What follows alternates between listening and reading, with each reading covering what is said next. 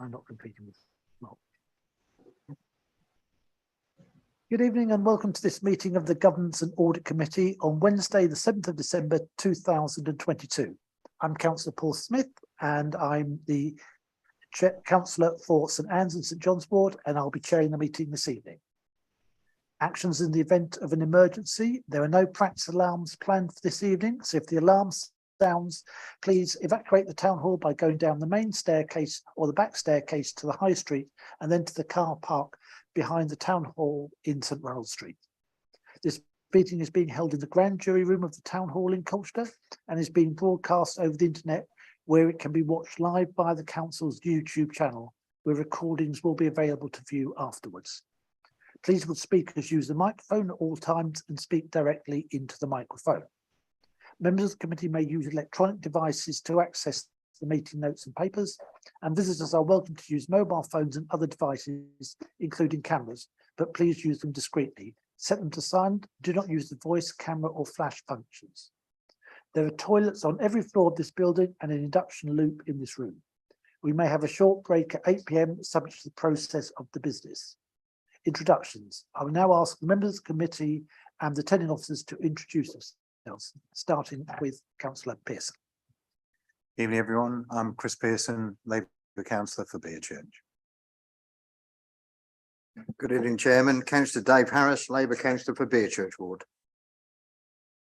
Good evening, everyone. Councillor Rees Smithson, Conservative Councillor for Tiptree Ward. Good evening, Councillor Sam McCarthy, representing Shrub End Ward. Councillor William Summix, representing Rural North. Councillor Sarah Naylor, Conservative Member for Lexton and Braithwaite Ward. Matthew Evans, Democratic Services Officer. Thank you very much. Substitutions, I believe we have Councillor Summix substituting for Councillor Wood. Is that correct? Thank you. Urgent items. I believe there are no urgent items. Declarations of interest. Councillors will be asked if there are any items on the agenda to which they have a disclosionary pecuniary interest that prevent them from participating in the discussion of the item or participating in any vote on the item, or any other pecuniary interest or non-pecuniary interests.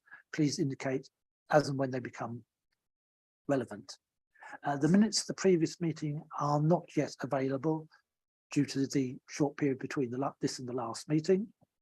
Have your say. I believe we have no representations from the public. So I will move straight on to item 7, the financial modelling report, outlining the financial year from April to September 22. Paul Cook, I believe, will introduce this item. Thank you, Chair. This report sets out the position in 2-3 as at the end of Q2, the end of September. As the committee will appreciate, this has been a particular difficult year to control expenditure because of increasing inflation. So the position set out in the report represents a lot of work within services to control expenditure in 2-3. It is a developing position, particularly on the pay situation. So we'll need to watch that towards the end of the year. But I believe the likely overspend is at a level we can contain from the council reserves. We have some gains, particularly because of investment interest rates, which are a lot higher on the council's investments than we originally budgeted for in 2-3.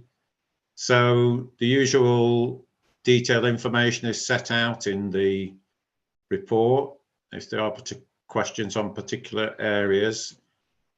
But just to stress, it is a developing position which we're working very hard across the council to contain, and that any likely overspend is at a level that I think it would be reasonable to meet from the council reserves. Thank you.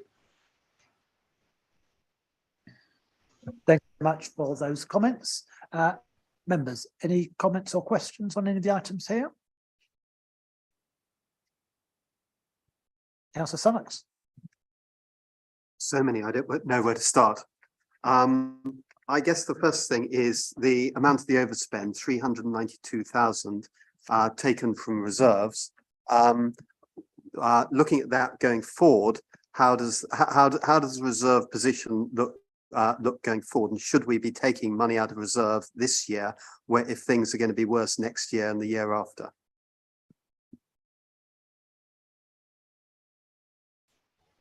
Thank you. Do you want me to answer that one, Chair, or?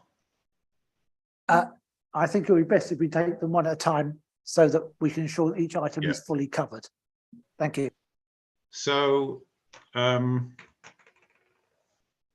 think the proposed level of reserves usage is, is acceptable.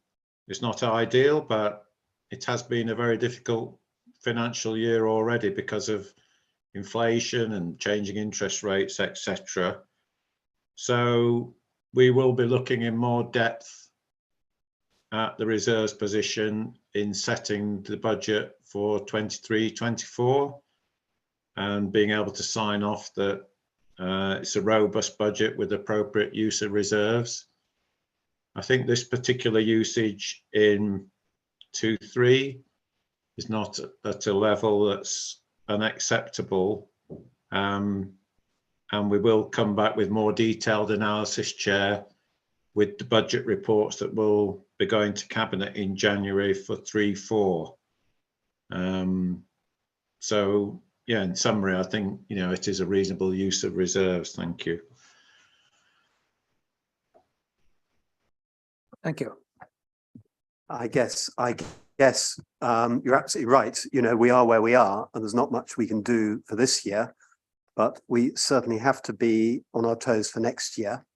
To some extent, our bacon has been saved this year by our capital underspend and the huge cash. I'm slightly straying into the Treasury report, the huge cash balances we have on the balance sheet, where we're benefiting from variable interest rates set against loans where we're benefiting from fixed interest rates. So we're almost sitting here as a district council with overspends on our operating money and quite nice savings or quite nice extra income from our banking activities, where we've got much more loans than much more borrowed than we actually turned out to have needed.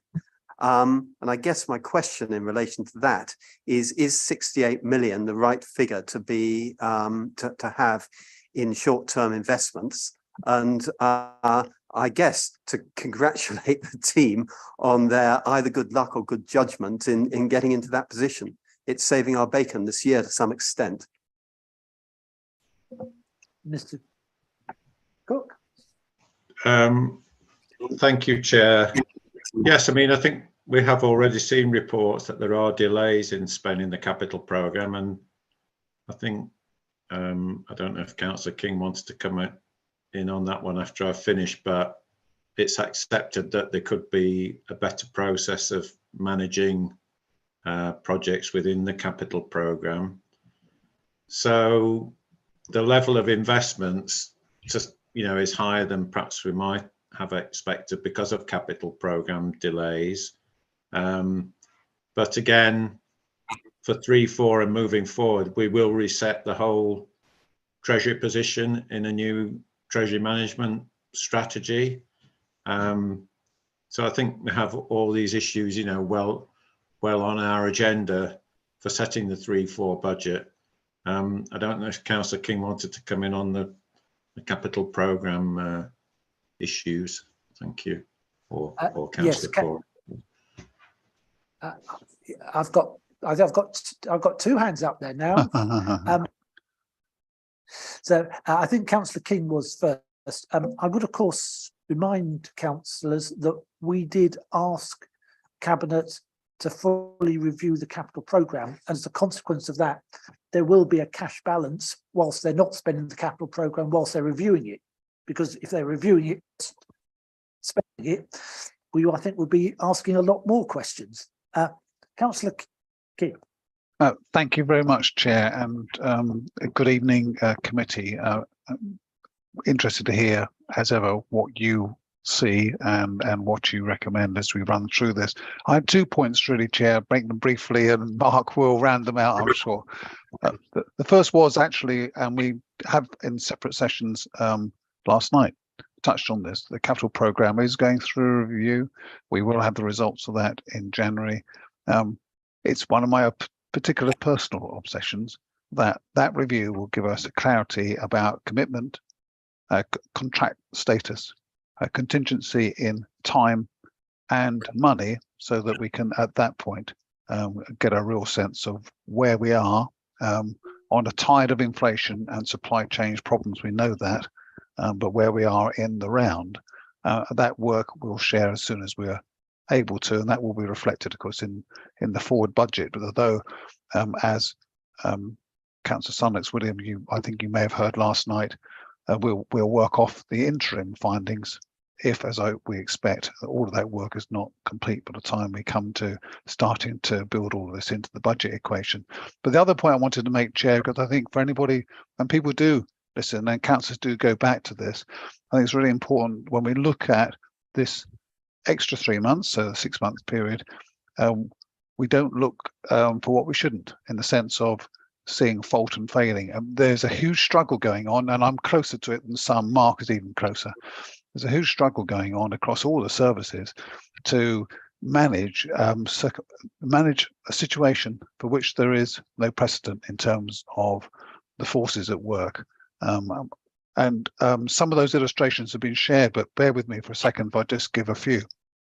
So the pressure that's coming through the system now, that's rolling into next year, includes energy costs up 1.5 million, interim extra pay award, a waste service pressure, sports and leisure pressures, that between them are a couple of million. So, and there's other stuff as well. So there's a huge amount that underneath the surface, and the report does cover and give an illustration of this, that's going to make life very, very difficult for the management team.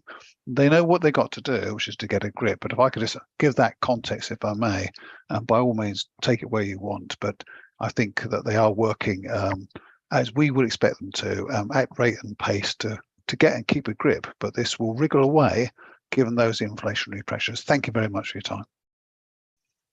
Thank you, Councillor. Councillor Corrie. Thank you, Chair, and good evening, committee. I will try not to repeat, but and David just said some of the final points there about the mounting costs, which are longer term. I just wanted to say really that yes, with the capital programme, we are looking at that, and David said that, and Paul said that it's absolutely the project that's on at the moment, and that does enable us to then move money around and to make more short-term investments, making use of the higher interest rates. I wouldn't say it saves our bacon as such, because actually our bacon is getting roasted, cut in half and shared. Well, not shared, it is just diminishing rapidly due to the reasons that David just said, and inflation primarily. We have always, and Councillor Smith, you'll know this as a previous portfolio holder and leader, that we've always been good at Colchester at having our right reserve level and using cash reserves to invest in shorter term borrowing to help balance out the costs of longer term borrowing. So in a sense, Councillor Sunnex, it's something we naturally do, and we are benefiting to some extent from not having spent the capital programme as much, therefore having more money available and the higher interest rates. However, that's a very short-term factor, because inflation is going to hit us for a much longer period.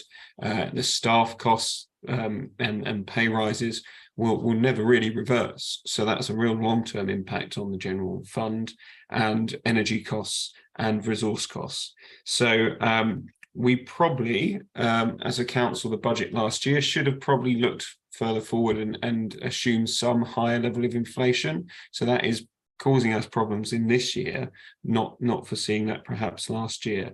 But also you couldn't have foreseen the problems caused by the mismanagement of the finances by the mini budget, which has rocketed things further.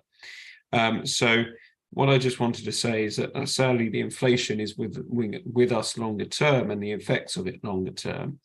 And the energy costs, for example, will continue to really hammer us on things like Leisure World, for example, which we want to provide a public service of leisure in that way, but it is intensely energy using and therefore expensive. So what David has said, the leader has said, is absolutely right, that the longer term effects of staff, of inflationary costs on energy, on resources, mean that we're actually going to have a much tighter budget over the next 2 to 3 years. And that's why we're being very honest and open about this and sharing it cross-party. This is almost beyond politics. Other councils are going to the wall. We are not, but we are going to have to make some very tough decisions for the the medium term financial forecast over the next 2 to 3 years. So maybe in the very short term, it's helped us, but in the longer term, it's absolutely crippling. Thank you very much for those very sober words. Councillor Sullivan, have you any points? Like other councillors are waiting to come. The only other point is about, first of all, the audited accounts and the delays, and whether the portfolio holders are really getting stuck in to understand what the issues are there, whether they've spoken to the auditors. This is really serious now.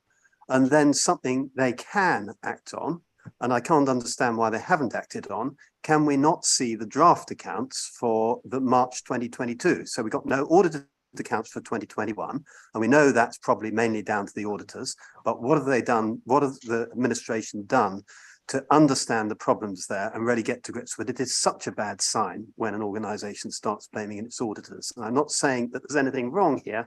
I'm just saying we really ought to be on our toes about it. And please, could we, for the January meeting, have the draft accounts for the council for last year? Without it, we're losing one of our major navigation stars, and I don't think it's fair or right for us to be doing our governance role without at least the draft accounts in place. Thank you. I think the issues with local authority accounts are widely known, and it's not just this council that is blaming its auditors, but the Local Government Association, and sadly our auditors have got the worst record of all the auditors for local authorities. I believe the LHGA did a survey which found out which ones were the worst, and our auditors are the worst. So this is a problem which I think in these cases really lies at the door of the auditor. From my banking background, I fully agree with you that the red flag warning of not seeing a final signed off version of the accounts is always very worrying. And in these circumstances, I am sure that it is the auditors. Indeed, they did write to me on the 30th of November, explaining that they had to write to me by the 30th of November, explaining why they hadn't done the audit yet. And they gave no indication as to when they would finish or complete their work, which is a very unsatisfactory situation for any client to be, let alone one that's facing 150% increase in their fees for this poor level of service. So I think we need to set this in context. I will move on to your point about the draft accounts. Now, I certainly can see no reason why the draft accounts could not be made available to this committee, but I suspect they would have to be in the confidential nature because they are only draft accounts and not final accounts. And again, from my banking background, I would never trust draft accounts because they could relate to have anything in them, and I want to see the final figures. But there is certainly, I could see no reason why we should not see the draft accounts for 2022. The problem, of course, is that the starting figures and the starting balances can't be assured because we haven't seen the previous year's final figures yet, which sort of destroys the purpose of having annual accounts. But I understand those concerns. I've got Paul Cook and Councillor Corrie on this one. I didn't see Councillor Corrie was first. Right, Councillor. Thank you, and I will pass to Paul, of course. I just wanted to assure the committee that I am very much aware and fully informed of the different dates and promises we keep being given, and Paul can affirm to that. And actually, what I think it's absolutely atrocious that we are in this position. I would never have got rid of the audit commission. I think that was a ridiculous thing to do, and BDO are the worst in the sector, but that sector includes other public sectors. So in my role in the NHS system that I have, we are far behind due to BDO as well, not being up to speed. Now, Paul can give you the details, but in fact, we've had a promise of when this current year's accounts will be done. I believe we have a sort of long stop date for those, but the promise for this year is not entirely clear. But Paul, please come in. And what I've said to Paul, and I've been discussing with the finance team, is where do we go next? What are we doing next? How do we ensure we procure better next time? And one of our officers actually came from the Treasury, I believe, Paul, and understands the law very well. When I was testing, can we not look at an Essex, our own sort of Essex-wide auditors, so we can audit local government within Essex and actually look at a commercial entity? But I think that will be too difficult. But I'm definitely looking with the finance team about how we avoid this in the future. And it is a shame that we are being absolutely let down by these commercial entities, and BDO are not performing. But I'll let Paul come in and affirm that he does keep me absolutely updated, and we are looking at how to ensure we are not left in this position again. Thank you. Mr. Cook. Thank you, Chair.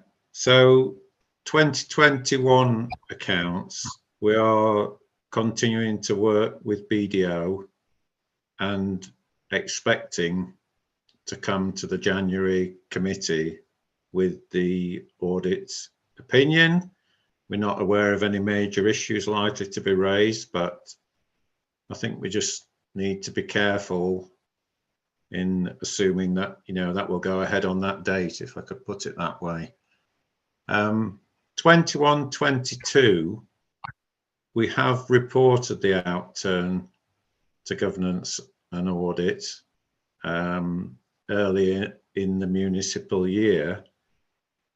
I think there are technical issues about publishing without the conclusion of the prior year's audit.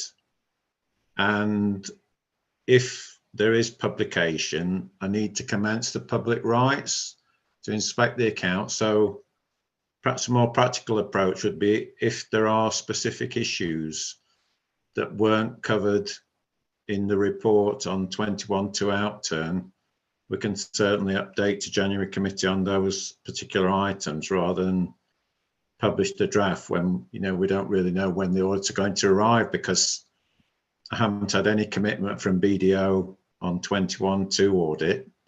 And then, of course, 22-3 financial year is not far from closing. And you know, we've got to consider when we would publish the draft of those accounts. And also, we haven't even got a date for 21-2 audit yet. So how's that going to work with 22-3 audit? So it is a very regrettable position, but I think the best way forward might be, if there are particular items in 21-2 that more information is required, we could report on those items to the committee rather than bring the whole draft statement, because that would set other requirements in train that we're probably not ready to do. Thank you. Thank you. I didn't appreciate, as I should have remembered, the ability of the public to inspect the accounts once they're published, and clearly that's not appropriate with a draft set of accounts, because any sort of figures in there are only draft and it would be a waste of people's time. So I think that is a sensible way forward, and I think if we can feed through the group spokesmen at the briefing meeting for any particular concerns people have got, to make sure that they are covered in the meeting there. And that will produce them. But you know, it is a worrying situation. I've got Councillor Smithson and then Councillor Pearson. Thank you, Chair. I think just on that last point, I need to understand why we feel that the public have a right to inspect the accounts when they're not published. So we're asking to see a set of draft financial statements, and we've already have a mechanism by which they don't need to be published, which is to do it in a confidential meeting. So if I can just, I'm not sure I know the answer to that, and maybe that's a question we need to take away, but I would welcome the opportunity to have early sight of the 22 annual accounts. I think Councillor Sanks did mention publishing, and the officer quite rightly reminded us that if they were to be published, they would need to do it. If it was to be done as a confidential item on the agenda, then I believe I would have to take legal advice on this one, that would not count as publishing and therefore not triggering the public rights to view. I've got Councillor King indicating up. Thank you, Chair. I just wanted to say three things. The first is that for some small assurance, we should look at the track record.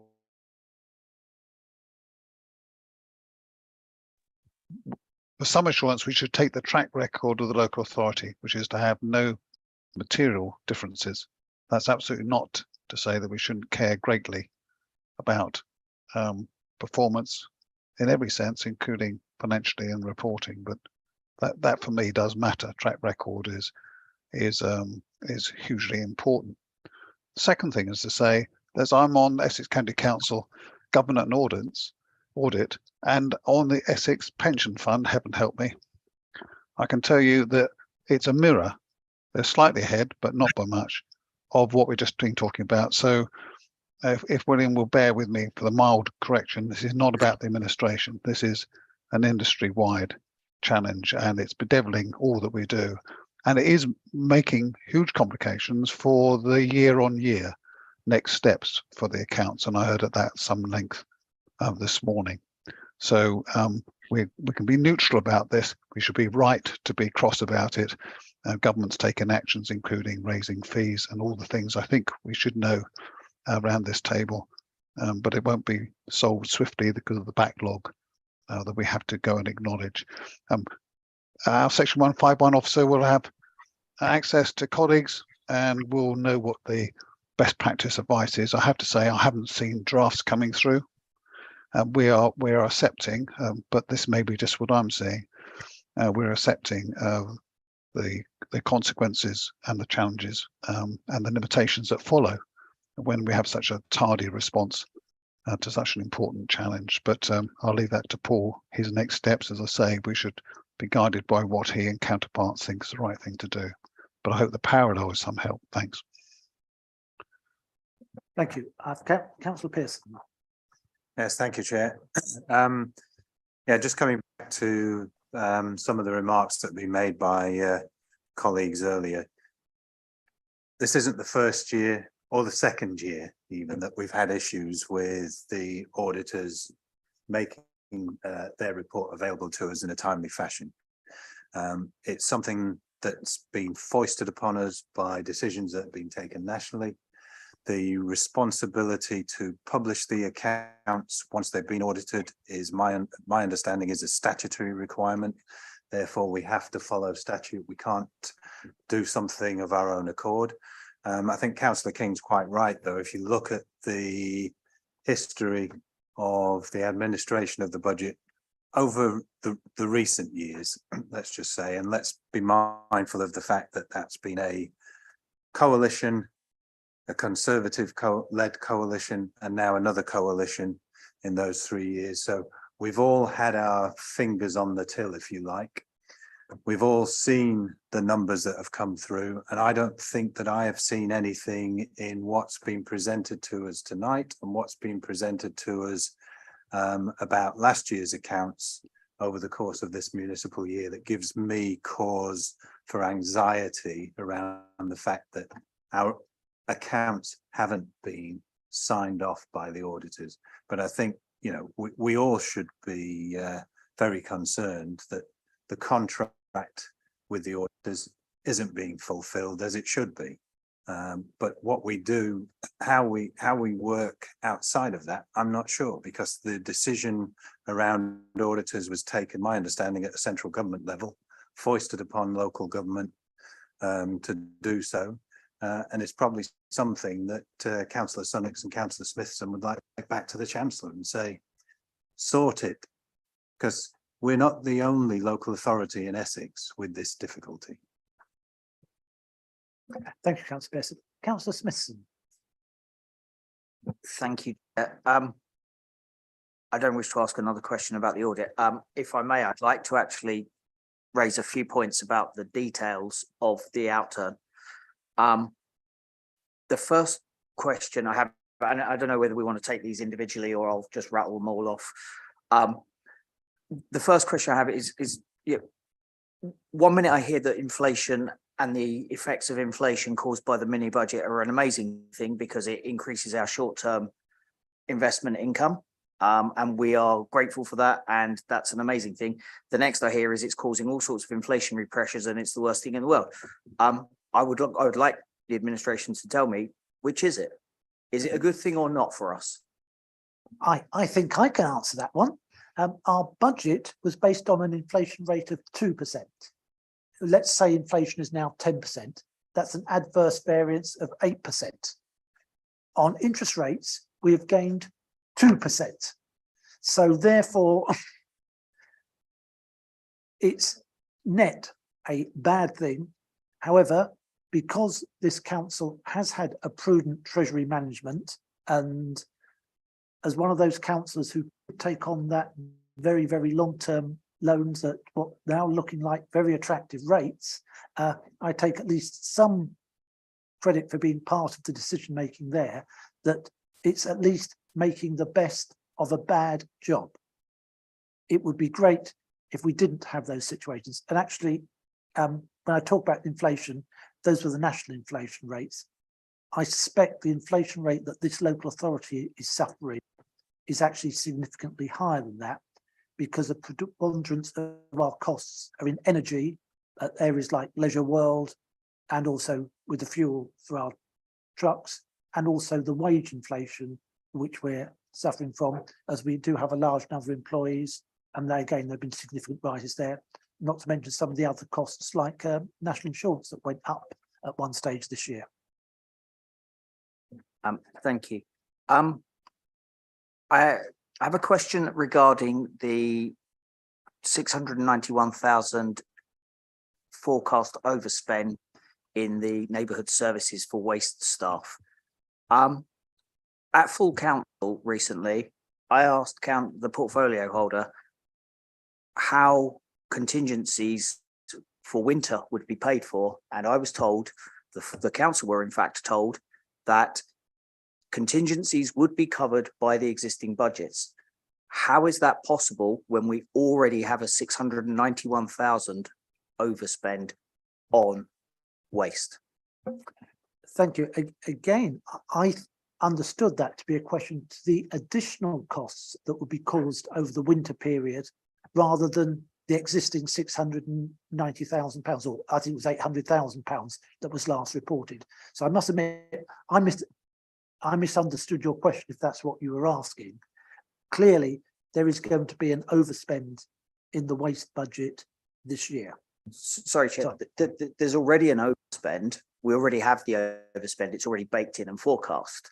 When I asked the portfolio holder how additional costs would be paid for and what those additional costs were, he said they would be managed within the existing budgets.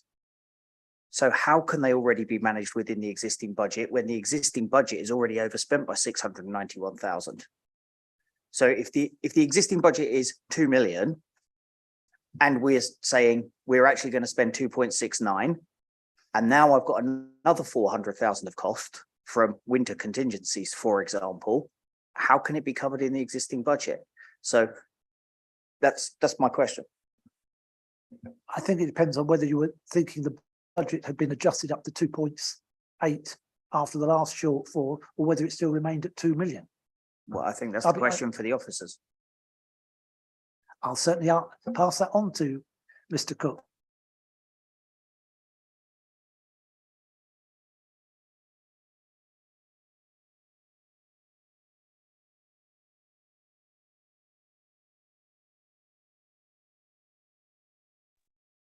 You're on mute, Paul. Sorry, Chair. I'll start again.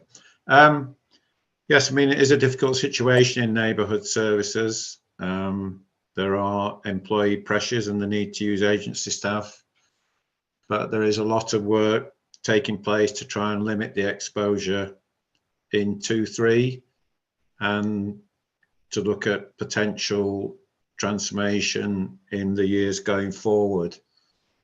So I think we just need to keep monitoring the situation carefully, and we'll come back with an update for Q3. It's a problems that we're well aware of, and we're working hard on it.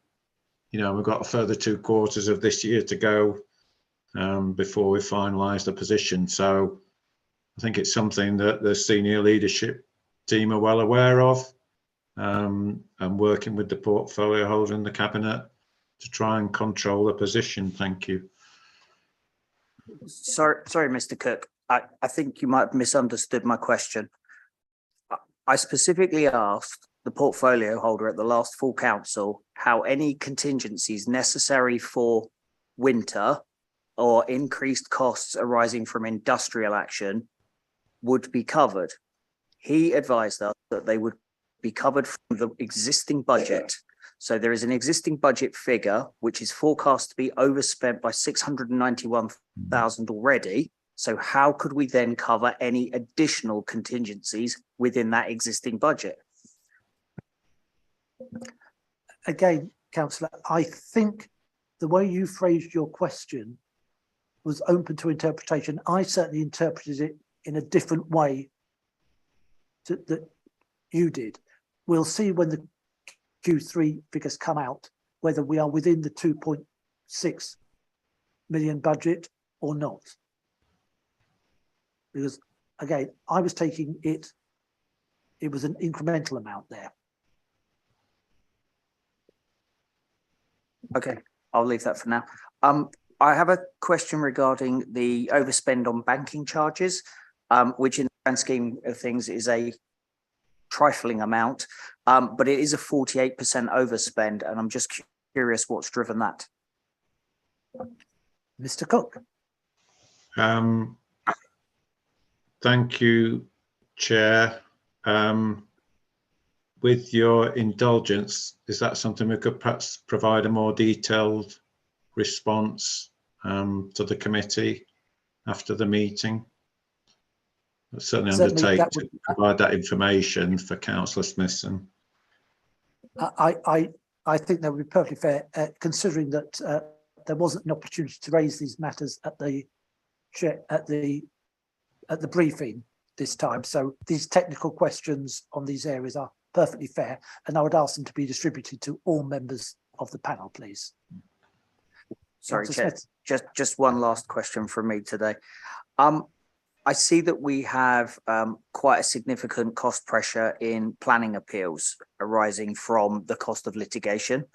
Perhaps someone can tell me, are we seeking recompense from appellants when the council actually wins the appeals?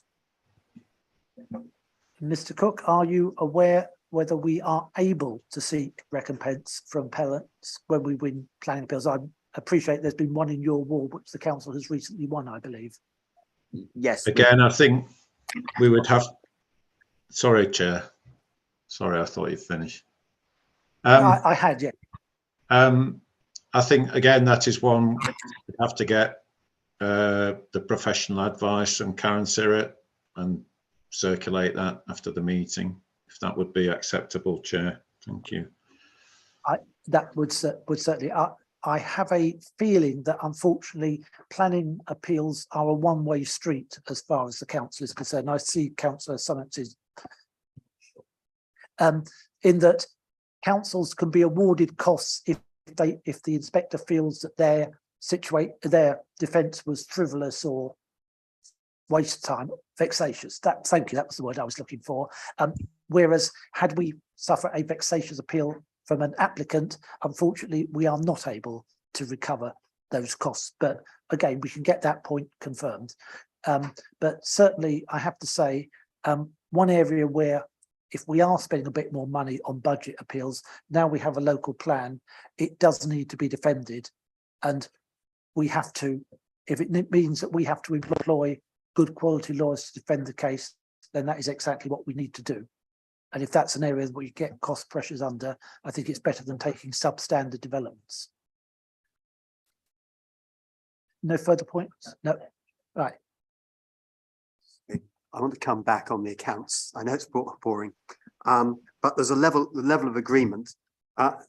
Distributing draft accounts now to members of the committee, you know, if we can confirm that could be done, there's a whole difference between the draft statutory accounts with a proper balance sheet and a proper legal framework around it, and the sort of management accounts we get provided at the committee. So that is, you know, draft accounts would be absolutely fine. And good news, the council has a track record of not having many adjustments going through. And I know that probably some of the adjustments would be horrendously technical disclosure adjustments deep in the pensions note, which probably no one will worry about. So I think that ticks the box. And if it, and I doubt many members of the public would look at the accounts anyway. So if it could just go to members of this committee, that would be great. And then we come to sorry, on that point, I think that's something we will certainly look at, but it will have to be a confidential item. Quite happy with that solution. If we are able to provide that. Yeah. What are the rules about when you publish draft accounts? I found some stuff sauntering around the internet with sort of not very much knowledge about public sector accounting. I think there are rules saying that you have to produce your accounts by the 31st of July or the 30th of November. What are those rules and are we in breach of them? Mr. Cook.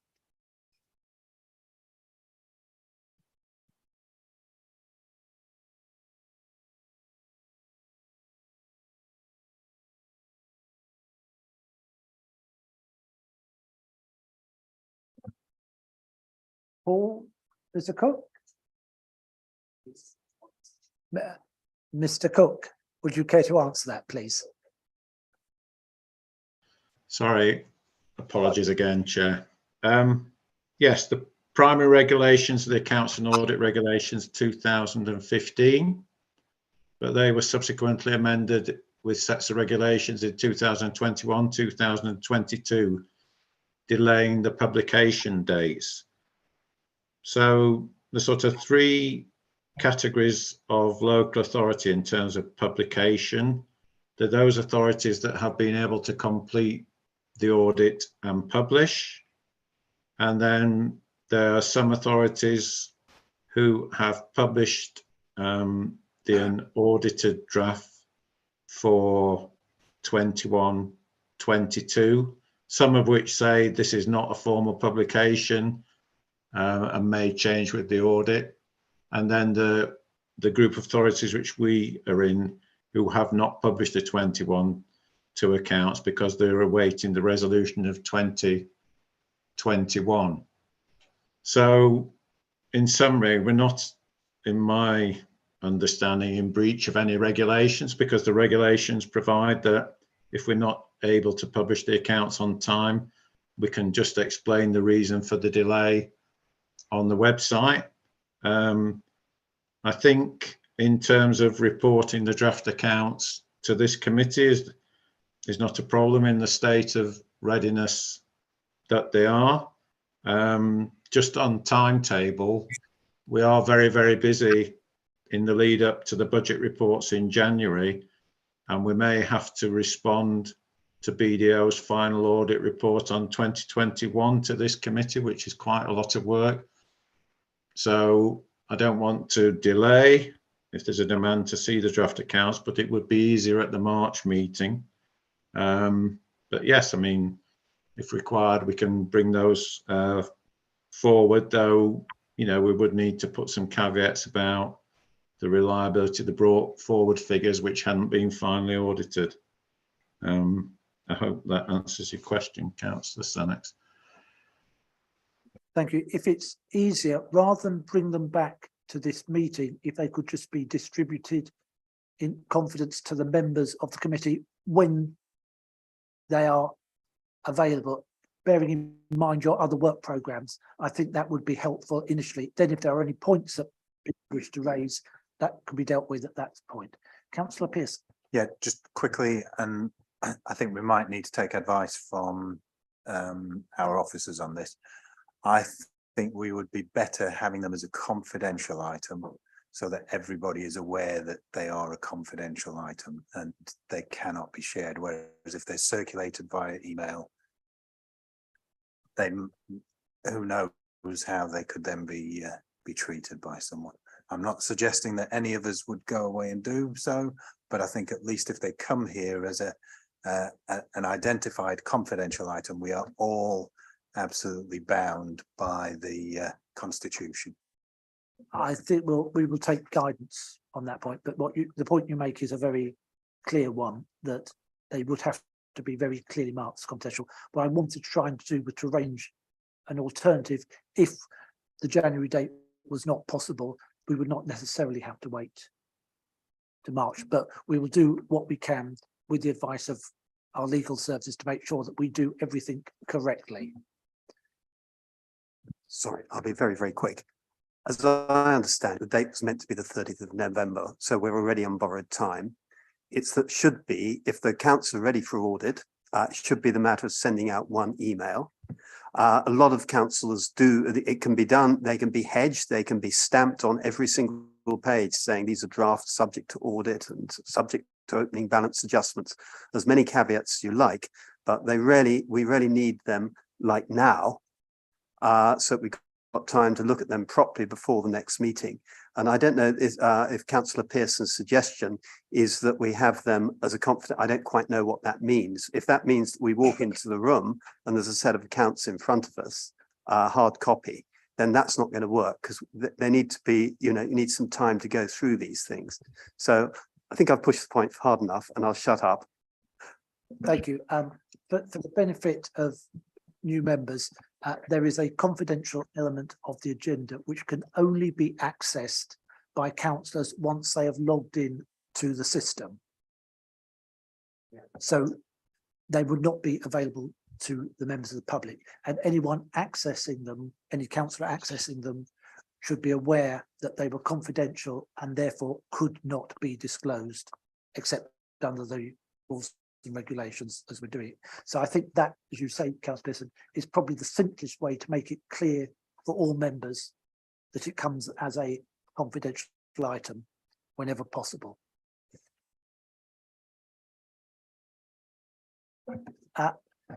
Councillor Harris. Thank you, Chair. Just a couple of questions and a comment to start with. A comment. Obviously, the accounts prediction there is as they are. There are so many variables, as has already been described, both positive and negative, and mostly negative, the reasons that are suggested in the notes. The risk management process we have, I understand, is very robust, and I'd like to ask the question of the officers about any amendment they've made to the risk management processes to make sure that they are fleet of foot and are being amended as we speak to take account of any variables that are unforeseen now. For example, interest rates could go up 10%. Positively, but of course that's unlikely. We know that, don't we? But we know that there's going to be negative ones as well, such as the cost of living, etc. I just wonder whether the fleet of footness, as it were, if that's a word, in the risk management process is reassured, please. Thank you very much, Mr. Cook. Yes, I mean there are risks in the risk register on, you know, delivery of the budget. financial exposures. We're keeping working on that in the lead up to next year's budget. A particularly important document in terms of managing the financial risks is the Treasury Management Strategy, which we'll have for next year, which sets out risks on interest rates, both on borrowing and investment. So I think that's something, you know, we have well on the agenda, and we will keep updating the risk register, make sure it covers the current issues. Did want to come back, Chair, on the draft accounts, if that would be okay, or could we? Certainly. I'm just sort of thinking aloud, and if we want to see the draft accounts, potentially it is an option just to publish the draft accounts to the January committee rather than go through something that's too complex. And Sorry, I'm afraid you've broken up, and we see. Sorry, I was just thinking in terms of the 21-22 accounts. It sounds a bit complex to report them to committee members, but not as a committee report or on a confidential agenda. Just perhaps to give some thought to whether, if the committee wants to see the 21-2 accounts published, to bring them openly to the January committee. They are substantially complete. There's some issues that are waiting for the finalisation of 2021 audit, but haven't fully checked it out. But we could put relevant provisos in the accompanying report. I'm just wondering, that might be something, Chair, we could liaise on and just find a sensible way to bring them forward without getting involved in something that might look a bit curious to the outside world, that they were being discussed in confidence and couldn't be published as a draft. Thank you. We will need to look at the technicalities of it, but I think it's clear that we want to see something that we can have a look at the next meeting to see where we are. Councillor Pearce. Thank you, Chair. I think that was quite helpful from Mr. Cook. So I'm going to propose and hope that everyone around the table will agree with me that as a recommendation from this evening, we ask that you as chair of this committee discuss with the leader of the council, the deputy leader of the council and the leader of the opposition how best to bring those accounts, having taken advice from our legal officers, how best to bring those accounts to the attention of the committee. Thank you. Thank you. That's duly seconded. I think that sounds a very sensible proposal. Are we all in agreement? Agreed. Right. Thank you very much. That will happen. Councillor Harris, have you any further points on the accounts? I have one on the housing revenue accounts, sections 4.17, 4.18. We're showing some underspends in services and in supplies.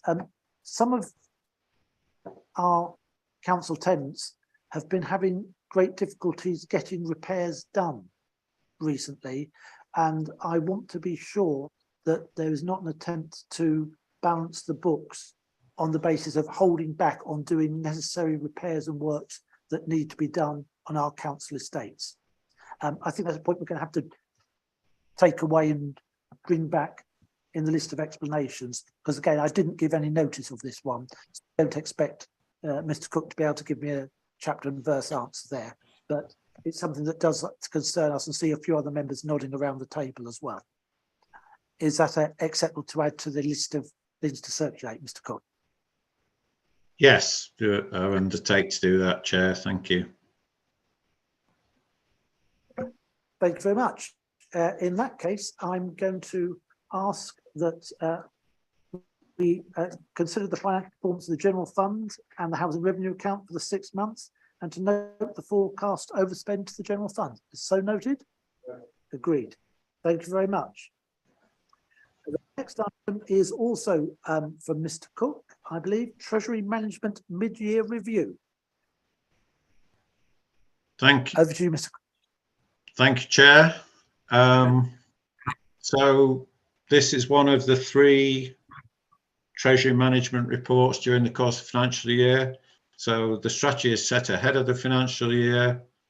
Then there's a mid-year review, of which this is the report for 22-23. And then we have a review of the year as a whole, which we recently looked at the final report for 21-22. So running quickly through the report, it sort of sets out progress on the prudential indicators in section 4. And as we've discussed earlier, there is significant delay on the capital programme. So in terms of the indicators for capital expenditure and borrowing, we're well within the limits set in the strategy. Similarly for the capital financing requirement and affordability, because we've underspent the capital programme, it's not relevant to update that indicator, and we'll have a new set of targets coming forward in the Treasury Management Strategy for 3-4.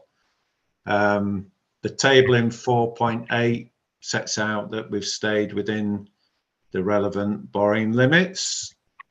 In 4.9, I've provided the link to the PDLB site if people want to look at the details of every single Colchester advances outstanding, and the maturity profiles are summarised in the chart below. We've already discussed the interest rate gain that we're experiencing in 2.3, the 400k, which is set out in section 7. And then at the last committee, we had some discussion about the options for premature redemption of loans.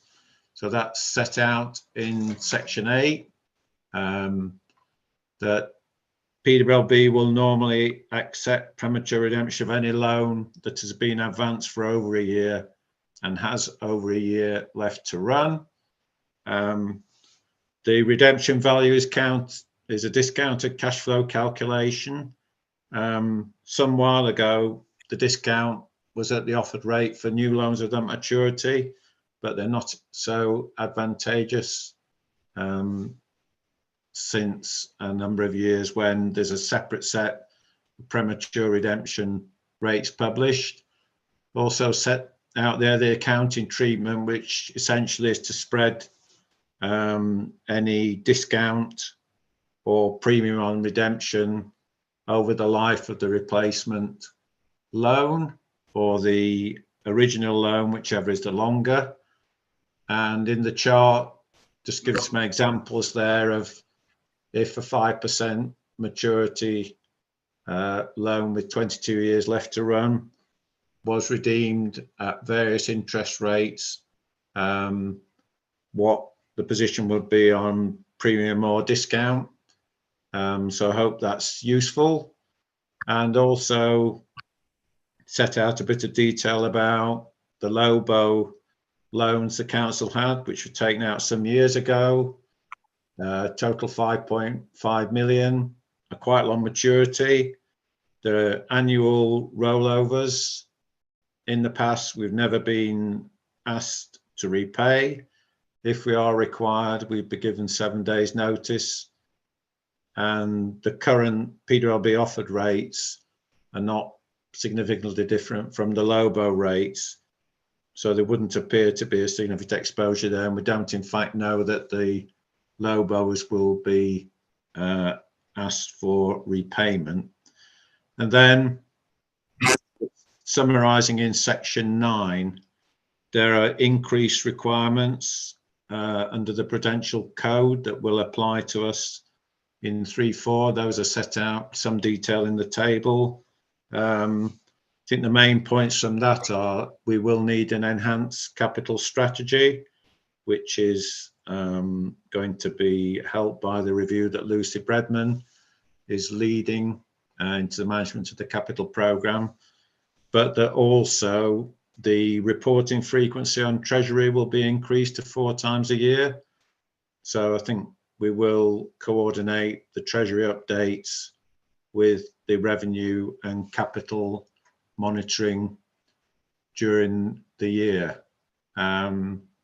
So quite a bit of technical detail in there, Chair, and welcome any questions on the report. Thank you. Thank you. Yes, if I could just start with the Lobos on section 8.10.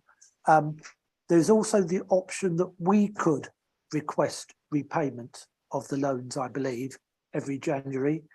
Would it be in our financial interests to do so? Thank you, Chair. I think the answer to that is that at times in the past it might have been available to do so. I'm not sure why that wasn't undertaken, but at the current situation, I think the advantage would be marginal, but it's something, you know, we keep watching as they come up for rollovers. Don't think on the current PWLB rates for the similar maturity are not significantly different, perhaps, you know, 0.1% or 0.2%. But when it comes to January and the rollovers, that is certainly something we could bear in mind and look at. If it would be advantageous to replace them with PWLB borrowing, I think we would go ahead and do so. Thank you. Thank you. I think that's something that we should recommend is done in January, to look at the rates and see whether it would be advantageous for us to do so. Councillor Sunnox. In protection of officer time, can I suggest that it's when the interest rates are currently, the gilt rates are hovering relatively straight yield curve around 4%. These are not bad rates. And the difference, if the difference was 2 or 3%, then let's have a crack of it. But I think we've got loads and loads of things to do other than look at that. So I just leave it be. More likely, the lender would come back. I'd be really interested to know who the lender is. A question as to who are the counterparties on these Lobos? I'd just be looking for that, Chair, if we could perhaps move on to any other questions while I'm searching for that information. The 3 separate loans by different banks. I don't, or perhaps I could circulate that after the meeting. I don't think the identity of the borrowers would be necessarily that relevant to us. But certainly I do think it's something that we should monitor each year, because it may be advantageous, and even the saving of 0.25% over 40 years could be a significant advantage to the council in these times. Councillor Pearce. Yes, thank you. I mean, I take your point, but I think Councillor Sunnox is right with the comments that we've already heard from Mr. Cook this evening, and especially if BDO do get their finger out and complete the audit in the early part of the year. I suppose for officers to spend time looking at the alternatives when we're only talking about minimal possible advantages, it probably makes more sense to recommend that there's an annual review of the figures rather than it actually happens this year. I think certainly an annual review would be very important. There is a prospect, of course, that in future years rates would rise, and so it would be it might be sensible for us to take action at this point, but it's something which we need to certainly keep under review, and I certainly think it should be reviewed annually. So thank you for that. Councillors. Thank you, Chair. In section 7.4, we talk about potentially needing additional significant borrowing in 23-24 from the PWLB. So I have one question or 2 questions that are related on that same point. Would it be possible to have a forecast of the anticipated level of borrowing in 23-24 circulated to the committee? is the first question. And then the second part of that question is, I understand that there's an authorised limit which restricts the amount of borrowing the council can take on. Looking at the 21-22 Treasury Management Strategy, we are pretty close to that authorised limit already. So do we actually have sufficient headroom in the authorised limit to allow us to borrow what we need for 23-24? And obviously I don't anticipate an answer right now. Thank you. Two No, questions.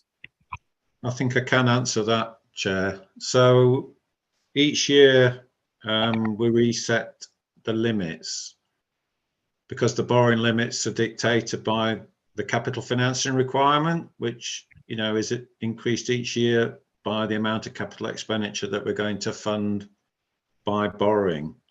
So in 2-3, we're not close to the authorised limit because of the capital financing requirement, our sort of technical borrowing ability. A lot is being fulfilled by internal funding. So I don't think that's a concern, you know, that we would threaten that limit, if that's the phrase. And in any case, we would reset all those limits in the 3-4 Treasury Management Strategy. So I don't think there's any concern that we're near those limits.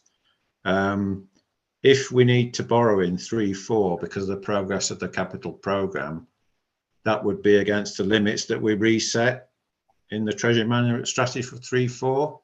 So we'd make an appropriate allowance in the authorised limit. Thank you.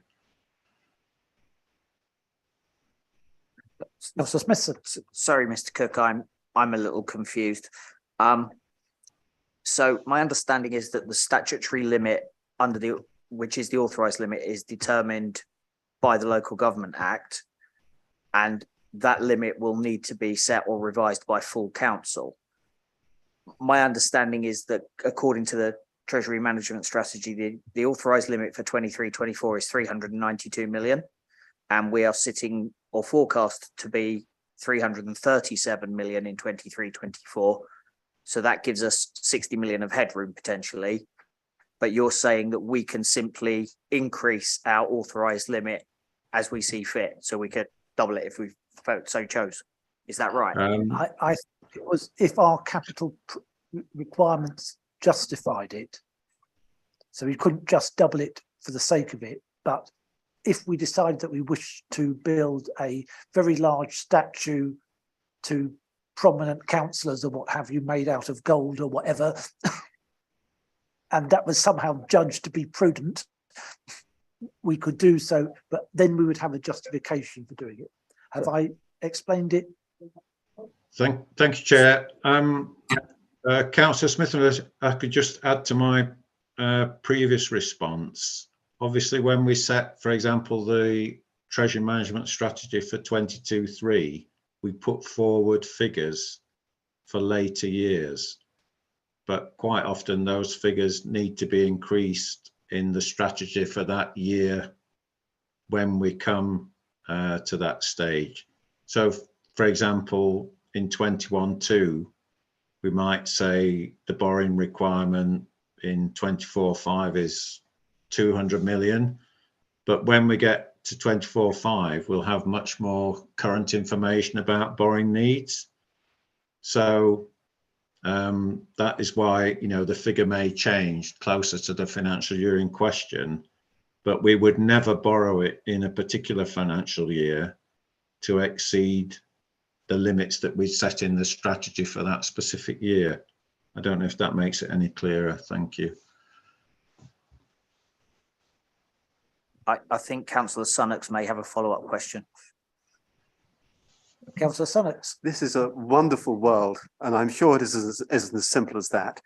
What I think we're hearing is if we do the gold plating statue that the chairman is thinking of, that we can borrow as much as is needed to do it, which is a wonderful thing. I'm sure there are other constraints on our borrowing that Councillor Smithson and I have yet to understand. Is it through? I'm genuinely really curious about this. I haven't got to the bottom of it. Is it the minimum revenue provision, the impact it has on the general reserve account?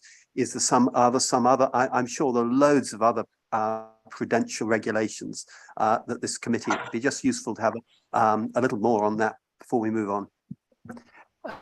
You're quite right that there are a great deal of other considerations. The borrowing would also have to be prudent, so we'd have to be seeing a way of return. So for the statute that we're talking about here, we would have to be able to demonstrate that it would generate so many more visitors coming to Colchester, that the economy would pick up, we'd get a lot more people use their car parks, etc., etc. That would justify the long-term provision of it. And as you quite rightly say, there would also be a minimum revenue provision set at 4% for the lifetime of the asset, which would be charged to the revenue account. Not to mention the interest would also be charged to the revenue account.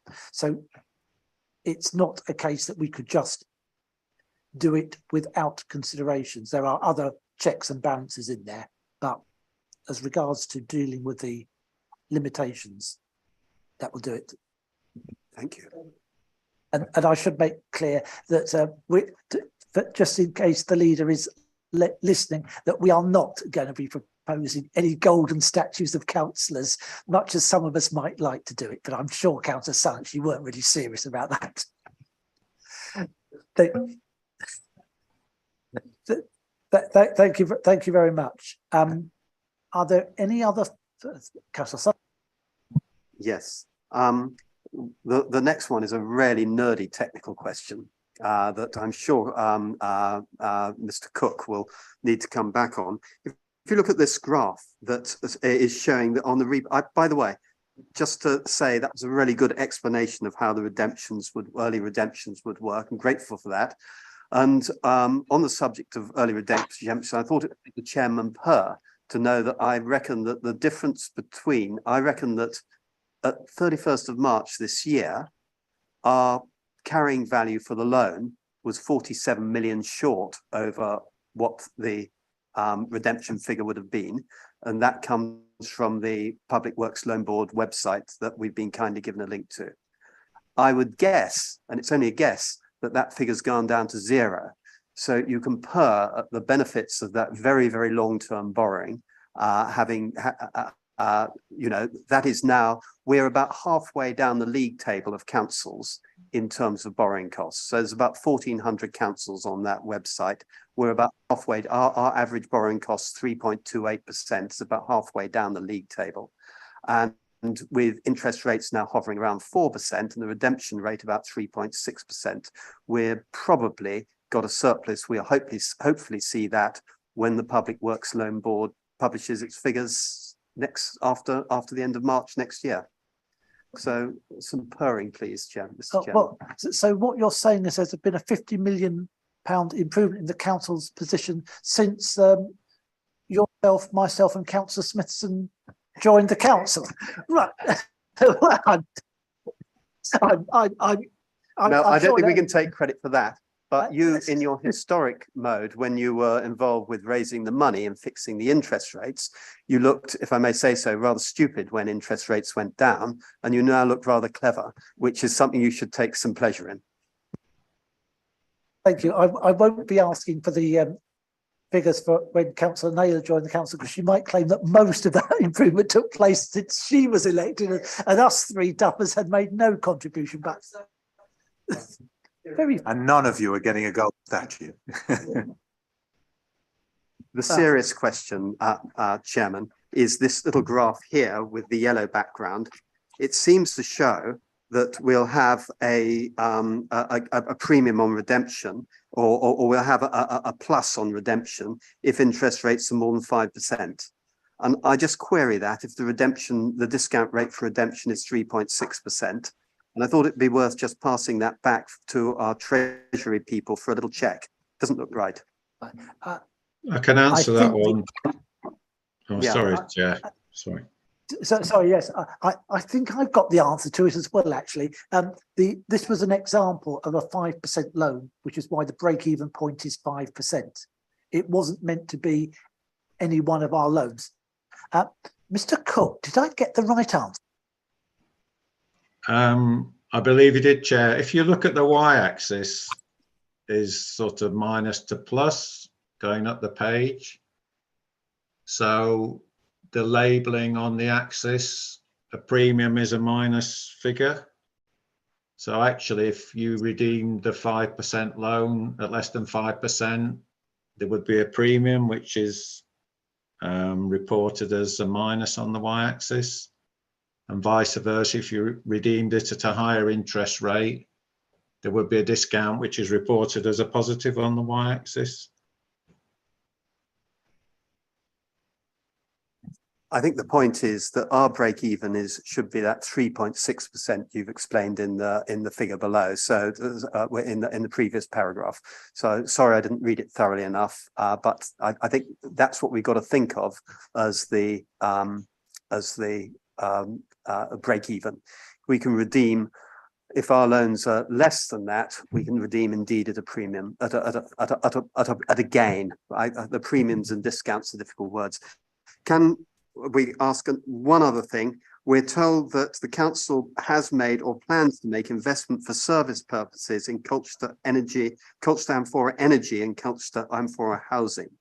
And I just wanted to know how much we're expecting to, how much we put aside for that, and what the terms will be. Thank you. Mr. Cook, are you able to answer those questions? Just to come back on the premature redemption, the situation varies from loan to loan. So whilst we might have an average interest rate of 3.8%, the premature redemption calculation would be on each individual loan. So the advances to the companies are set out in the capital programme.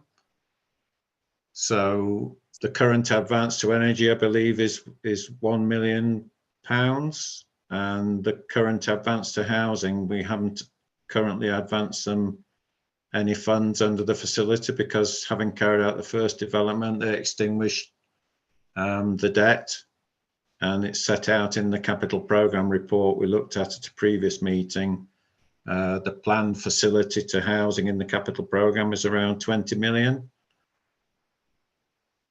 Which would take place in future years. Thank you. Thank you. Just to be clear, that borrowing hasn't taken place yet. It would only take place if and when the loans were advanced to the company. Correct. Thank you. Councillor Sunnox. Very last question. Appendix A shows how we've got the 89.8 million of investments, huge sum invested, and we've got creditworthiness color code, Goldman Sachs red, Nationwide red. Red is presumably a warning thing. I'm just wondering who and why is grading that as red. Thank you. Thank you, Chair. So red and orange, but not blue. Those colours don't signify a warning, but the meaning of the colours is set out in the Treasury Management Strategy each year. So with your indulgence, Chair, we can circulate that after the meeting. But no, they're not red warnings. It's the link asset management system of credit rating. Thank you. I'm sure that will provide very interesting reading for us. Councillor Smithson. Thank you, Chair. It will. I'm having great difficulty sleeping at the moment anyway, so that will help enormously. If I could turn to Appendix A of the report, I noticed that we have 4 million of short-term investments lodged with Thurrock Council. I'm curious, is it secure? Will we get our money back? So on and so forth. And more importantly, should we be investing with other councils given what's gone on elsewhere? Thank you. Thank you. I'm can you may rest assured that we've already had discussions about Thurrock. And the great thing about lending to any council, as I understand it, is that every single ratepayer has joint and several liability on the debts that are incurred. So even if the council wasn't to pay back, we would just have to send the bailiffs into a few properties in Thurrock. Hopefully it will never come to that, but I believe that is the situation. Mr. Thank you, Chair. So every single local authority has the Public Works Loan Board, part of the Government's Debt Management Office, as a lender of last resort. It's not considered that there is a credit risk in lending to any local authority. The loans to Thurrock, the first one has in fact been repaid because it matured in October, and the second loan we have no reason to expect that will not be repaid. There are interim section 151 arrangements at Thurrock, and there is oversight by Essex County Council, and they have written to all lenders to Thurrock confirming that repayment will be made. So as a general principle, there is no credit risk in lending to other local authorities, and the Thurrock loans, one has been repaid and the other will be repaid shortly. The lending criteria set out in the Treasury Management Strategy. So again, Chair, that might something if members want to look at that in more depth, looking at the 23-4 Treasury Management Strategy would probably be an appropriate time to do that. Thank you. Thank you very much.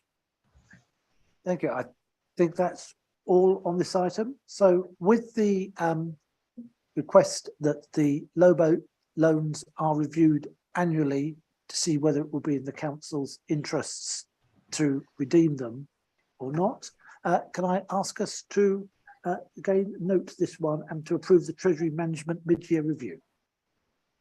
It should be that you should look at the LOBO notes when a month before or something there's an opportunity to do it. I suspect it's not a continuous option. You probably look at it once a year or something like that. You do. It's I believe there is a 7-day interval between the maturity date, whether it's before or after. So yes, it needs to be looked at in a timely manner. Yeah. Thank you. Are we all agreed with that? Agreed. Thank you very much. We will then move on to the overview of the council's procurement policy, and we'll receive a verbal update on that one. Sam Preston has been waiting very patiently whilst we've been going through the accounts. I'm conscious of the time now, but I think we should be able to make good progress with this item, and I don't propose causing adjournment at this stage. Thank you. Sam.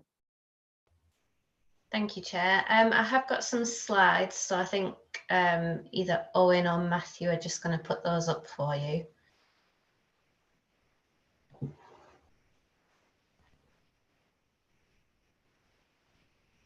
Okay, I thought this might happen. So basically I can see the room, but I can't see the slides. So I'm going to put them on my screen so that I know when to tell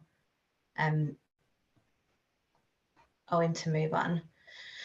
So we were invited along to the committee meeting just to go through an update on what we're doing around procurement, and this was following an audit earlier this year. So hopefully these slides and what I'm about to say will give you a little bit of reassurance that we are doing a lot of work around this. I will be clear from the beginning, there is a lot of work to be done. I think this is a couple of years worth of transformation programme for the procurement services. But I'll just quickly whiz through what's happening. So next slide, please. So first of all, just to mention that procurement is intertwined with so many different complex documents and procedures within the council. So really, the first task for us is to try and unpick some things that have been in place for many, many years. So first of all of the constitution, looking at the contract procedure rules, and also we do have a procurement strategy which is now out of date. The plan is to revise the constitution to strip back some of the things that causes issues around process, make things more efficient, that, you know, cut through some of the red tape that's there at the moment. We want to then put together a full procurement and social value strategy, and the work on that has started. And then I guess the main thing for me is looking at these purchasing procedures. So at the moment, we don't really have a document that people could just pick up and understand what they should do, depending on what it is that they want to buy. So we want to make some really clear and easy to use documents around use of purchase cards, the full quote process to make sure that people are following the correct procedures, and then what the tender process should look like. Next slide, please. So this slide is just to mention what we're doing around social value. It's obviously really important that we do improve on getting value out of our contracts. We have done some work so far, but I do think we've got quite some way to go on this. And really, it's just to mention that social value isn't about paying more on a contract to make sure that we do get social value. It's looking at the whole picture. So making sure that we are achieving best value for money, but also doing it in a way that can help the local community, help local infrastructures and various other things. So Ben Plummer, who's our Climate Emergency Project Officer, has already been through some of the existing contracts that we have. And really that's to understand what we did then and how we could have done it better. So learning from where we've done things in the past to make sure that when we do go out to re-procure those services, we do get the best value for money.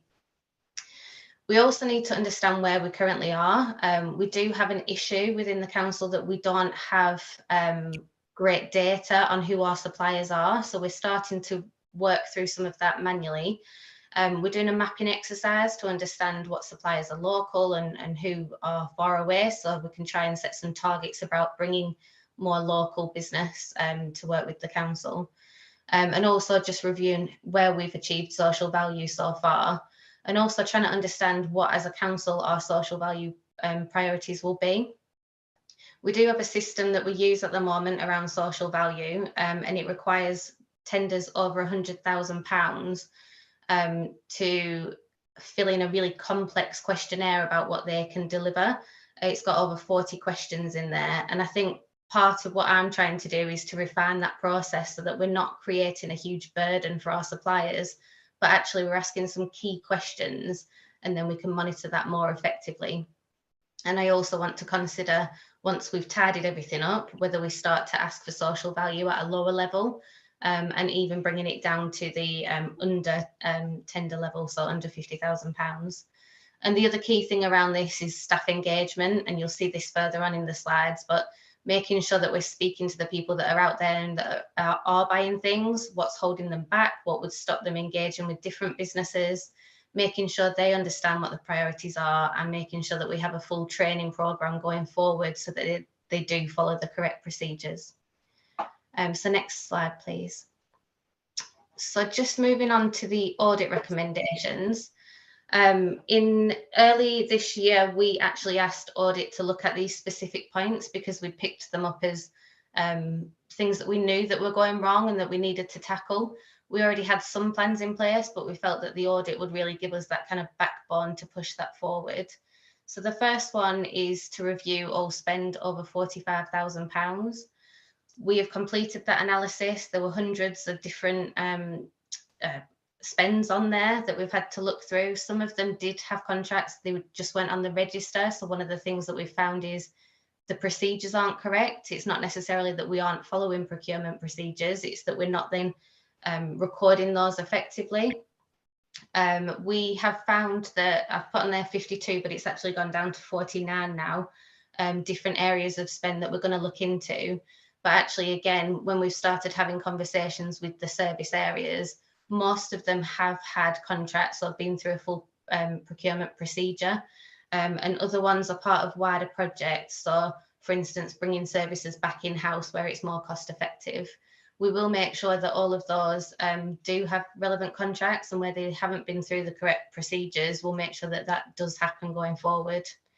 The next one is around review of spend categories. So this is essentially around aggregated spend, so where potentially lots of different service areas are buying similar things, but they're not coordinating that. and we're actually pushing ourselves over the tender thresholds. We've found 12 key areas to look into. We have started work on some of those. So for instance, small works, which is quite a significant spend, that is being brought back in-house to an extent, and then we'll go out to tender for the remaining elements of that work. And things like stationery and cleaning materials, we actually want to bring under a more corporate contract management. So we'll go out to procurement and then we'll manage that centrally rather than expecting different services to look after it. The other thing that we are doing around that is speaking to other local authorities about whether we can do joint procurement and potentially have some of that corporate contract management done as a partnership with other authorities. Then we've got the established central supplier catalogue. So this is the main issue that we're tackling at the moment. We don't have categories of supplier. So when we pull off data from the system, we've just got lots of spend, but it's very difficult to then say what it is that we're buying and how much we've spent on a particular thing.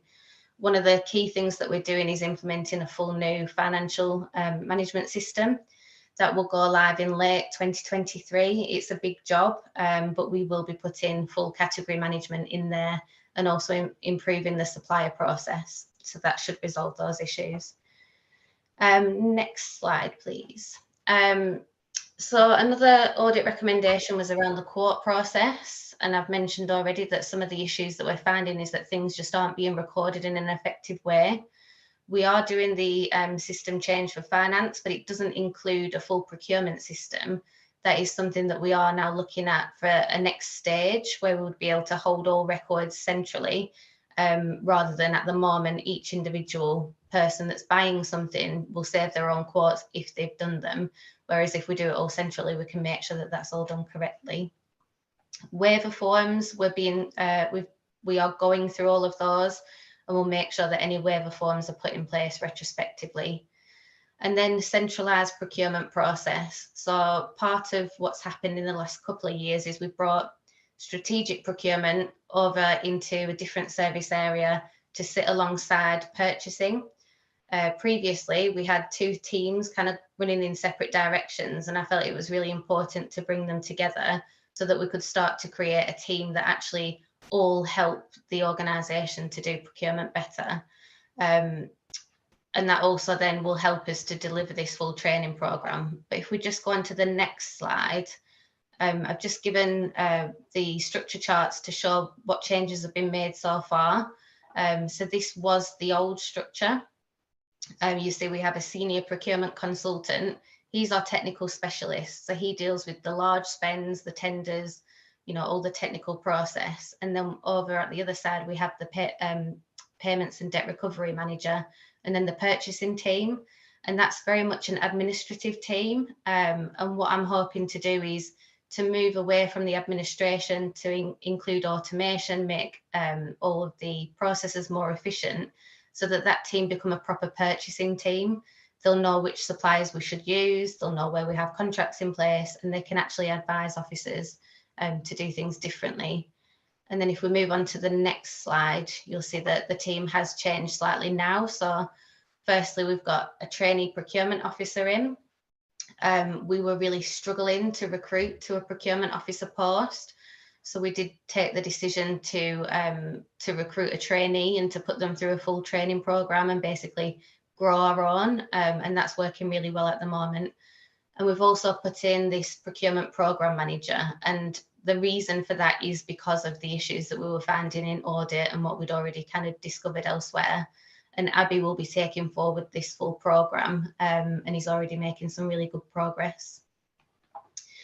The next slide is just to give you an example of a process that we are improving, basically. So it's a straightforward one, but actually in the council, authorised signatories can become a real nightmare. At the moment, we have a complex spreadsheet with all the different officers, the different levels of authority that they've got. And for one example, they might be able to sign off a write-off for £100. They can sign off a credit for £1,000. It's all varied and mixed. And what we want to do is to refine all of those down, so it's really clear that actually we trust officers to approve things up to a certain level. then it might need to go to a manager, but they'll have one clear limit of financial transactions that they can authorize. And then we'll tie that into our HR systems so that it's automatically updated, which will save a huge amount of time for the officers. And then just onto the final slide, so just a little bit around project work and the longer term. We also need to look at the website. We've done a little bit of work so far, but we need to make it really clear that we want local businesses to work with us. We are a local council that wants to work with good companies that include social value, that care about the environment, and we need to make that really clear, and also to improve the internal website as well. We're doing the market research for procurement management systems.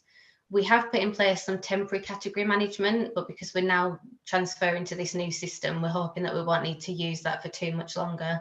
I've mentioned about the mapping of suppliers, but also about researching the skills and employment gaps, because one of the things that we can derive through social value is to link local businesses with employment gaps, working with the DWP and some of the other teams that help people with employment.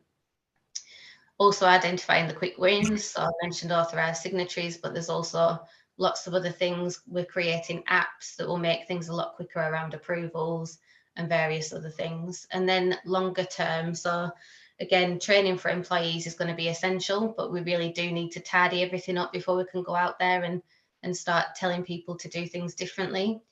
We do want to start training for local businesses and working with economic development around how we can do that. Linking in with our employment support teams, and also just to mention again around partnership working, which I think we're all aware is a really crucial thing going forward. And the last thing just to put in there is governance structures. I think it's fair to say that we've had governance structures in the past, but they've fallen apart to an extent. So I do want to build in place some clear governance where we go along and we explain what we're buying, any savings that are made, any social value, and making sure that we have really good checks and balances on that. So that is all I will say, but if anyone's got any questions, happy to take them. Thank you very much, Sam, and thank you for that very clear and concise run through of what we've got there. I've got a couple of councillors already indicating. Councillor Pearson. Thank you, Chair. I think, Sam, there's some really good stuff in there, because what it suggests to us is that we've had a little bit of a suck it and see approach to procurement and purchasing, and you're putting in some, or you're attempting to put in some more robust procedures for ensuring that we do this in a way that also follows the priorities of the council at any particular time. I know that certainly the administration at the moment would want to place a lot of emphasis on environmental impact of procurement and also social value of procurement, but certainly the localism, I think, is something that I'm very keen on as well, and the current administration would be keen on. But it makes what you're proposing, I think, suggests a fleetness of foot that allows even a change of administration to tinker with the aims of the procurement processes. So I'm really pleased to see this is happening, and I look forward to the final report. Thank you very much. Councillor Naylor. Thank you, Chair. Thank you, Sam. It's really interesting and encouraging to see local authority reviewing procurement, because obviously procurement is an opportunity to drive savings as well as derive value of other kinds. I'm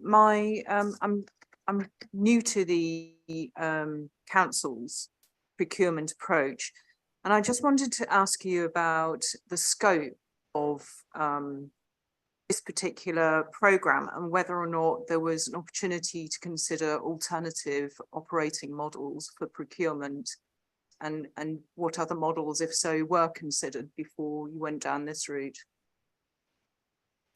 Thank you. Sam? Thank you. So we're considering all options as we're going through it, to be honest. So it kind of, I think I mentioned earlier, it's almost like a spider's web of trying to resolve some of the issues that we've got, just to tidy things up and then work from where we are. We are working with other local authorities We are also engaging with some of the anchor networks, so understanding what other authorities across the region are doing, and keeping an eye on all of that. I think we're very open to different operating models. We are talking about partnership agreements with a couple of authorities where it would help to pool resource. So we do have an issue around resilience with such a small team. So I think hopefully I'm answering your question, but absolutely we're open to different models of delivery in this. But I think we've also got a lot of work to do just to tidy up before we can do some of that. Thank you. So one of the things I've got in mind is how there's a potential if you have a larger scale procurement operation, because that was the point I was just picking up on, the very point that you just made there about the small team. You can have a larger scale procurement operation. There is, definitely in other public sector areas, the opportunity to derive greater savings. And that is, for me, something that I think is an opportunity as we look at this now, and something that I would like to understand better. Yeah. Thank you. Sorry. Do you want me to respond to that? Yes, please. Yeah. So yeah, I totally agree. I think one of the things that I actually learnt this week is it's not necessarily about deriving savings from the procurement processes and the team. It's about how we can do it within procurement. It's not easy because you can save on one side and then you can, spend more on a different side, especially in the current circumstances. What I feel is that we need to do procurement really well so that we are finding any savings, whether that be working with other authorities with bigger teams or, accessing different things. And it might be in different circumstances we use different models. But yeah, I do completely take that point and I do agree. But because it is such a small team, there's very little efficiency within there that you could find by kind of grouping it with a bigger team. But at the same time, there are benefits of doing things a lot better. Thank you. So I think what I want to explore, and I think it's worth exploring, is that ratio point where you have sufficient purchasing power at scale, whether that's with local authorities or other public sector entities, that you can derive true true savings on costs, because that, to my mind, is an opportunity to address some of the budgetary issues that we're talking about this evening, if we can drive a better value across the board.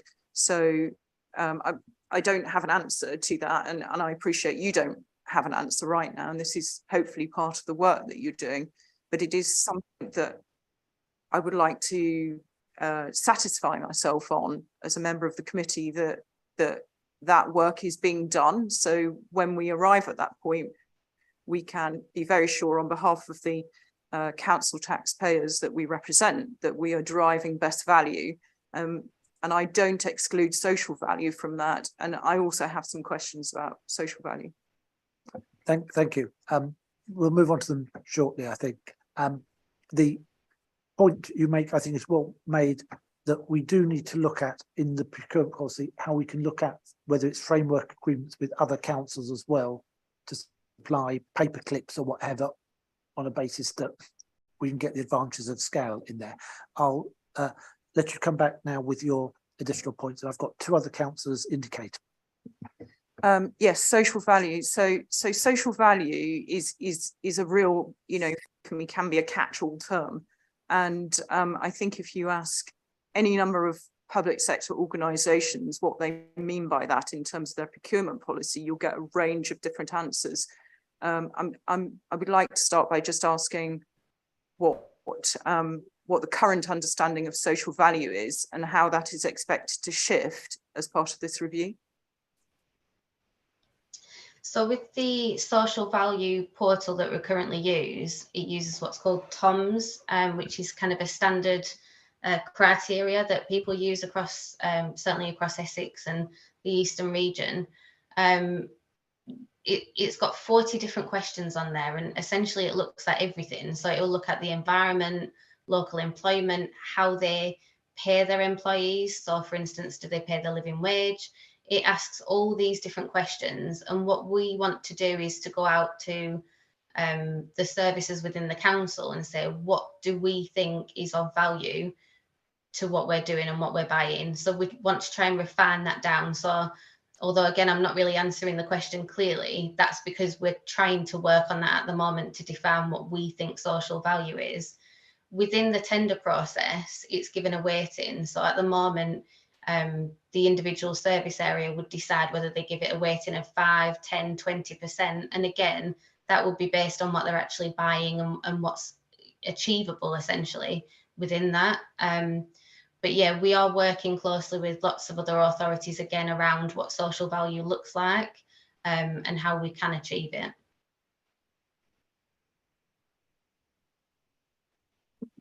Thank you. I'd be interested to see a bit more detail and evidence about all of the points I've made this evening, if I may, because social value is not to be underestimated. There are good points made by other councillors earlier this evening, but also it must be taken in the round and it must be meaningful. So none of us here would like to think that we've simply ticked a box. We actually want to derive the value that's possible from the procurement process.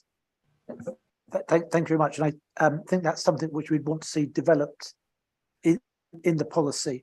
And I particularly like the way in which the amount of social value is variable depending upon the circumstances as to what's being done. But again, the justification, the rules for whether it's a 20% or a 5% needs to be clearly put down. There is I believe, once the matrix has been developed, as the elements that will make up the social value, I'm sure that's something we would love to have a look at and see.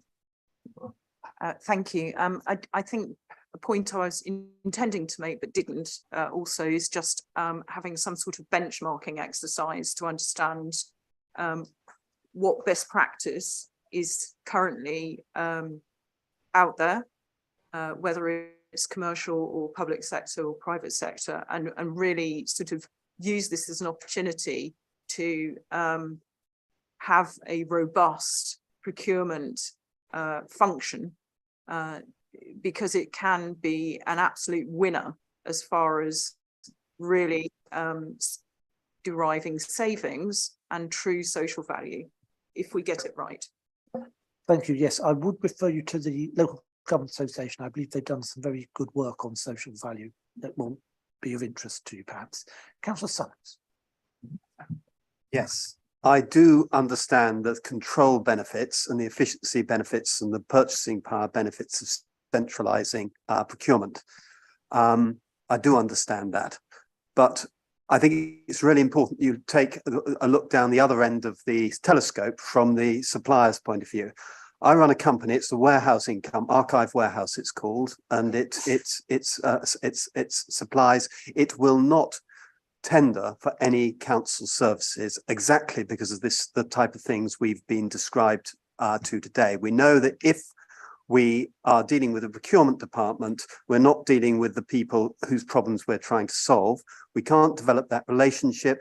We know that if we innovate, that next time it goes out to tender, our ideas will then be put to all our competitors, and it doesn't make sense for us. We just don't want to be there. What a lot of smaller businesses with social value in them, smaller local businesses will be trying to do, will be to work on a cooperative basis with people they get to know. So that's the other end of the scale from the centralized procurement we've had described today. And I'd like to suggest that what we should be doing is, instead of putting everything through, they're singing for us, instead of putting everything through the centralized procurement system, we should try and define which bits we want there and which bits we want a bit more informal and human. And I would suggest the informal and human is riskier because it's going to vary, and you're going to find some people are doing things they shouldn't do. But we should try and identify which ones we want to put through that system. It is, I believe, has higher social value. It's more human. It's less abusive, commercially abusive, which procurement can become. and which bits we want to centralise. I suggest that there needs to be a balance between the more entrepreneurial, human, high social value, in my view, system and the centralised, formal control, dare I say it, sometimes even empire. I'm sure it doesn't apply here, empire building approach of some procurement departments. Thank you. I think given the size of Sam's department, an empire would be a little bit of an exaggeration. I am conscious, though, that we do have some critical audit findings on our procurement policies, and also the national situation, that there have been some instances of very poor procurement taking place on the national level, with public money apparently not being very well spent. And we do have the need to make sure that our systems are robust. Councillor Harris, I think you. Thank you very much. Yes, all very interesting. I see the journey that we're in here, that we've been described there, is seems very sensible. Social value taken into account. The map and exercise I was particularly interested in.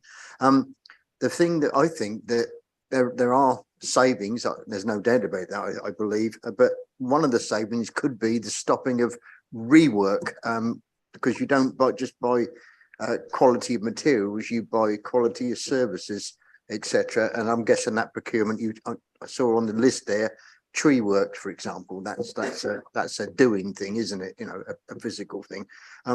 So would there, in this mapping exercise of the people that supply to us and how we procure, will there be some sort of quality control built in to the system to make sure either the quality control is done efficiently and quickly and part of a process, a sort of a tick box, because I think that could give us some savings in the long run and ensure that we got a consistent quality product or service along that way. Thank you very much. Sam. Yeah, absolutely. So that's kind of what. Pleasant, but it's interfering with my ability to follow the. So I'm not quite sure what's happened or happening. It's a mayoral event. Our alternatives are we can adjourn this meeting until the mayoral event is over, or given that we have a limited amount of business to conduct, we perhaps make the best of it. I'm in your hands. I think there's I think we make the best of it. I'm just saying that we may need to just sort of pause every now and again. No problem at all. Sam, if you're hearing any angelic voices at the moment that are not coming from this committee. No, I can't. Councillor Harris, Ray.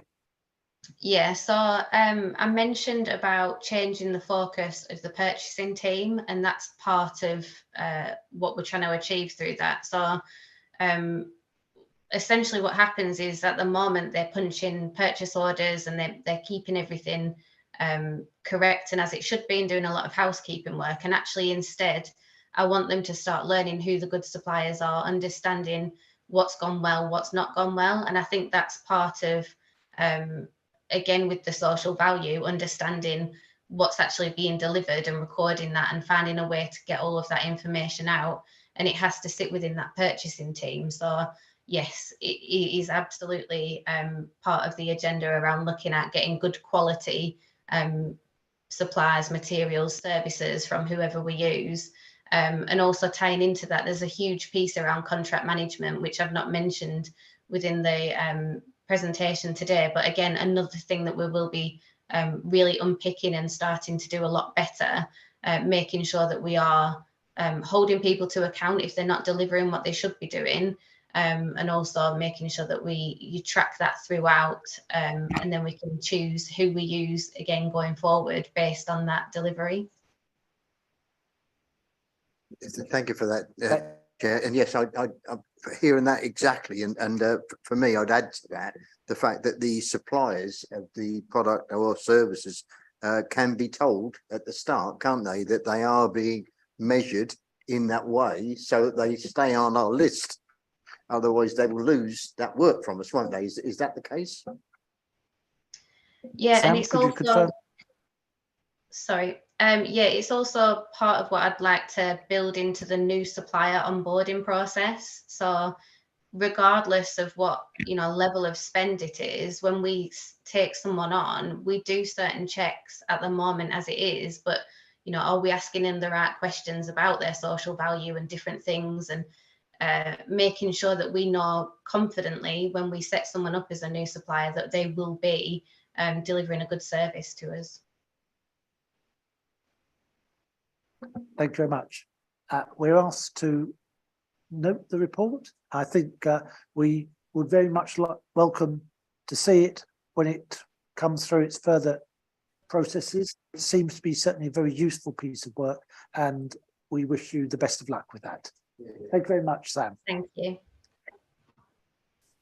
We now move on to the final item on the agenda, the work programme. I think we've already discussed elements of this already. Matthew.